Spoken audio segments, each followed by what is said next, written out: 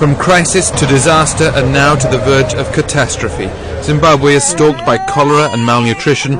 Its infrastructure has collapsed. Its currency is worth nothing. This week the central bank issued $1, $5 and $10 billion notes.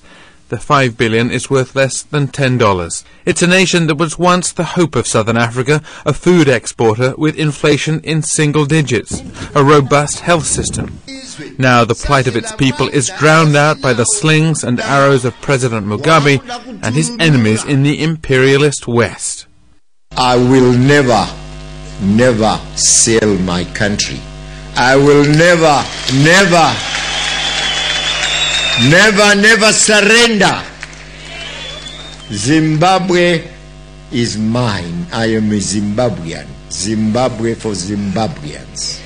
Zimbabwe never for the British. Well, last time the world checked, Zimbabwe belonged to the people of Zimbabwe. It's a dialogue of the deaf. 3 months ago, Mugabe agreed to a national unity government after disputed elections. On and off negotiations now threaten to collapse completely. In Harare, the headlines in the state-run paper continue to defy gravity.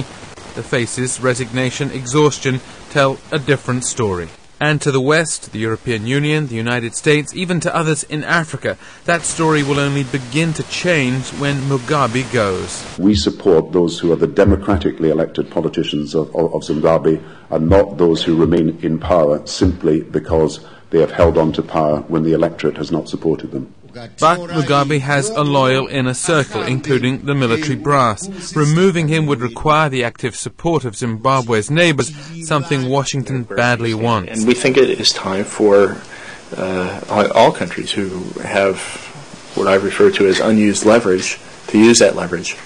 A jab at South Africa. The United Nations Secretary-General is also critical of the way Zimbabwe's neighbors have resisted a role for the UN in resolving the political stalemate.